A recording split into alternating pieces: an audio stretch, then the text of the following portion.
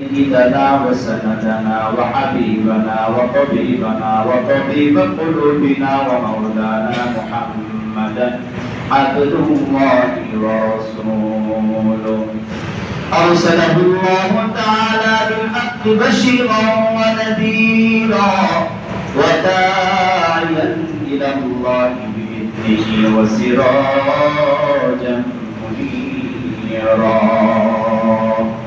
أما بعد فأعوذ بالله من الشيطان الرجيم. بسم الله الرحمن الرحيم. وإذ يرفع إبراهيم القواعد من البيت وإسماعيل ربنا تقبل منا إنك أنت السميع العليم.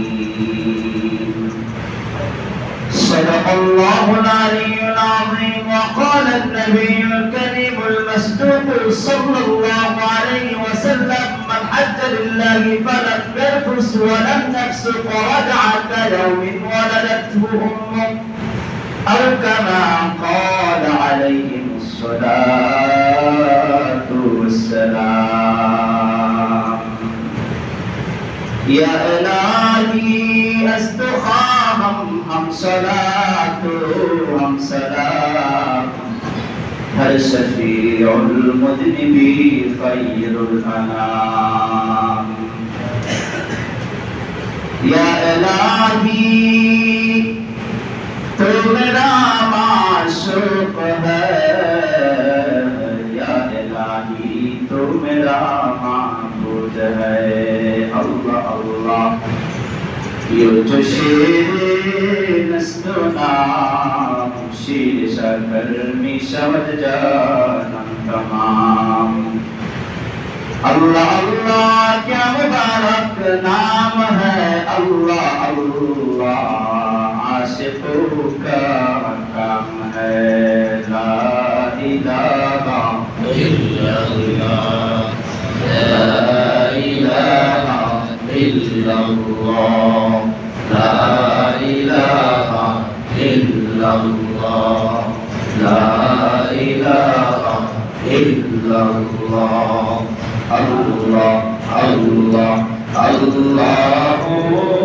ला इलाहा इल्लल्लाह.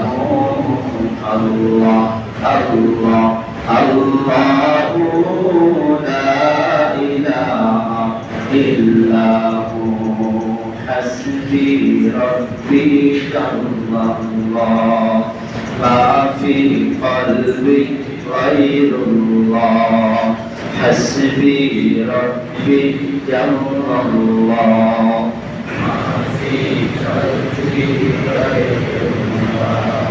نور محمد صلى الله نور محمد صلى الله لا إله إلا الله لا إله إلا الله لا إله إلا الله محمد رسول الله صلى الله عليه وسلم.